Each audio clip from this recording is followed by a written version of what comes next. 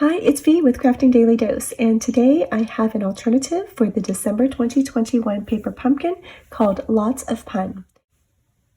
This kit has lots of cute images and puns, and today we're going to be making a type of infinity card to showcase several of them. So the card starts out like this. You turn it, fold it back, and then you get another set of panels. You can keep going like this. There's room for 4 sets of images altogether. So think about which ones are your favorite that you would want to put on your card. These are the pieces for the card. The only thing I'm really adding from outside of the kit is this piece of basic white cardstock. It's been trimmed down to 8 inches across by 8 inches high, and it's been scored at 2, 4, and 6 inches in both directions. So if you look at it closely, you might be able to see that there's a total of 16 of these 2 by 2 inch squares. After I trimmed that down, I used some of the leftover to cut a little strip. This is 3/8 of an inch high, and I'm going to be using this to stamp some of my sentiments. Now you're going to need a total of 16 squares here. I've cut these from the envelopes, but you can also choose to use other cardstock or designer series paper. Each one of these little squares is 1 3/4 of an inch across and 1 3/4 of an inch high. So you can see the ones that I've chosen for my design.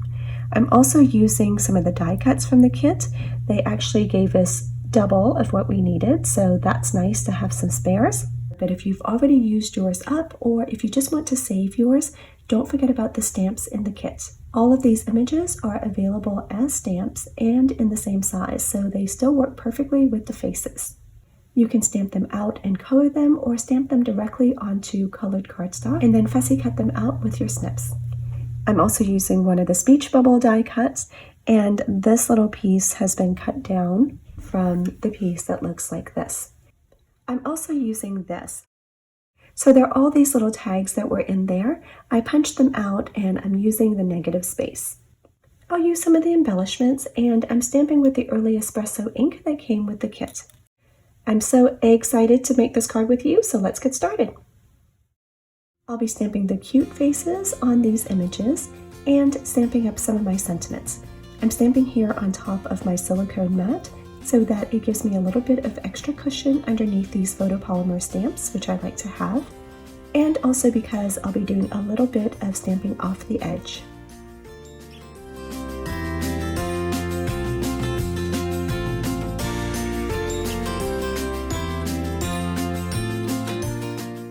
Here I'm using the texture stamp to add a little interest in these panels that I'm going to place with the bananas.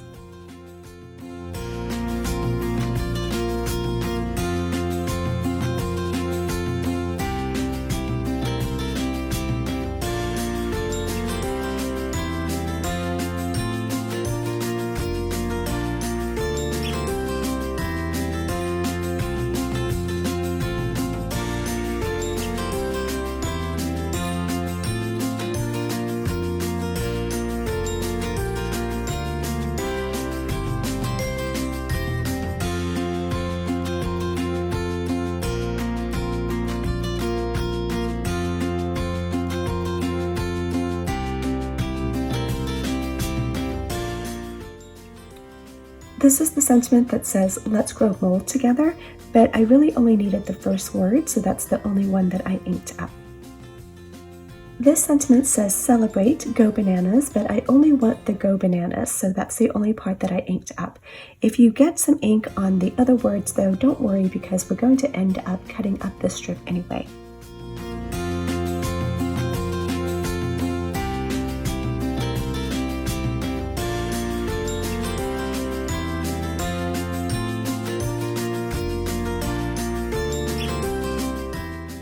That's not so straight. I could trim this off, but I've got plenty of paper scraps, so I'm just going to try again and move it a little closer to me so I can see it better from overhead.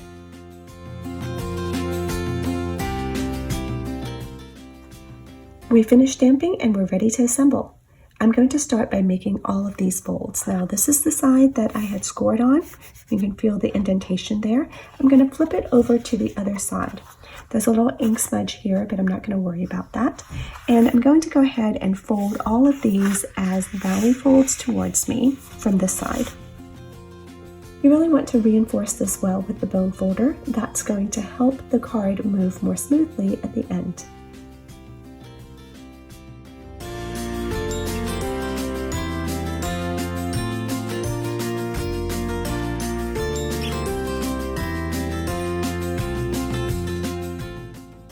Don't forget about those score lines down the middle as well.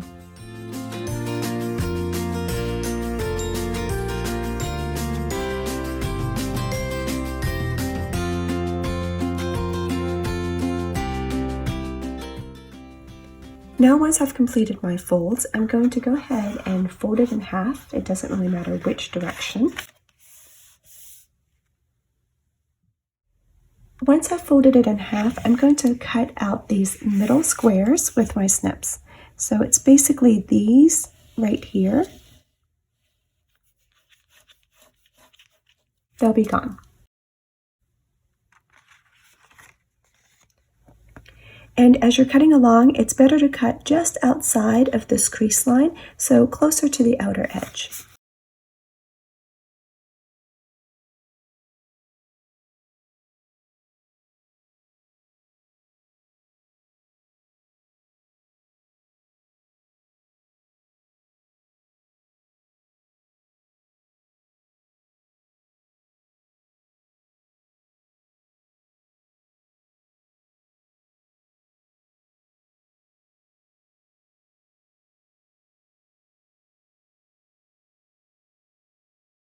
And I'm just going to go back and neaten up the edges.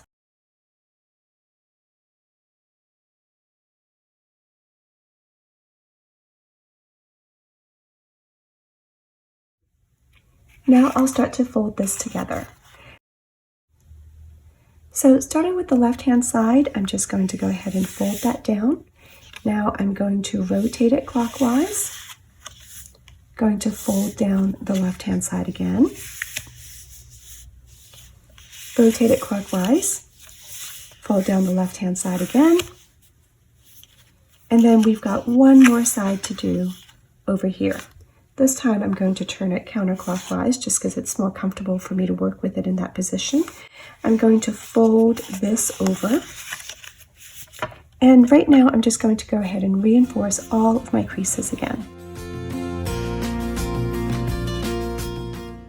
So here's that last flap that we had folded over. We're going to open it back up, and we want to take this corner here, sort of dive under this part, and land over here. So I'm going to hang on to this corner. I'm going to kind of open this up a little bit, and I'm going to push this down. See how everything is starting to invert? And there's that corner in the position that we want. Let me show that to you again. Here's how it is open. Here's this outer corner. We're going to hang on to that. Push it in and everything inverts.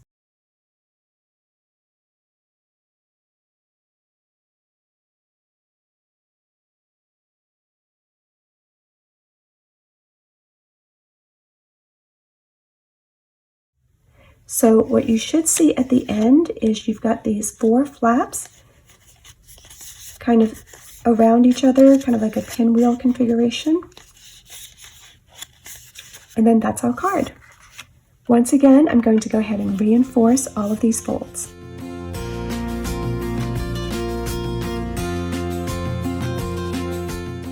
Before we decorate it, we want to make sure that everything moves smoothly. So here's how you open this card. You're going to hold it like this. Here's that flap that we had worked on. And you're going to fold it back on itself like this. And then it opens up. So far, that first move went smoothly. Now we're going to rotate it counterclockwise. So now I'm going to fold it back on itself. and I'm meeting some resistance when I do that.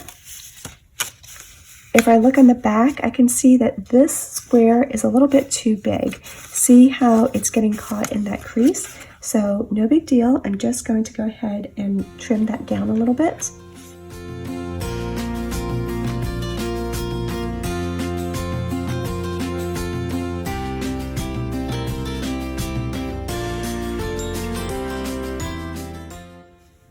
Fold it back on itself, and then it opens up. I can see that as I started to do that, I had a little catch point here, so I'm going to go ahead and trim that off. This is the reason why we're checking. Now, you can trim off edges, but don't try to trim off anything that is a fold like this, because then your card is going to fall apart. I can trim off this top layer though, because it's getting caught as I open the card. As you're testing, if you meet up with any resistance, just pause and check it out. You don't want to end up tearing your paper. As long as something is an edge and not a fold, you can trim it down if you need to. Now once again, I can turn it counterclockwise, fold it back on itself, and open it back up. One more time. Turn it counterclockwise, fold it back on itself, and open it up. And this is the configuration where we started. Everything is working smoothly, and so we're ready to decorate. To get the pieces on, I'll be using my multi-purpose glue.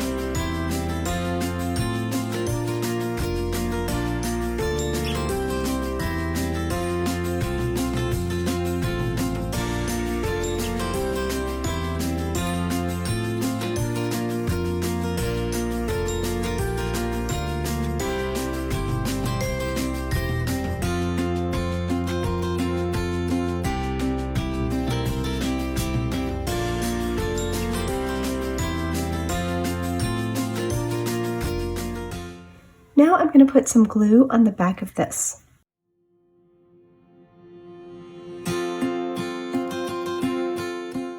And then I'm going to put it on top of my little yellow square here.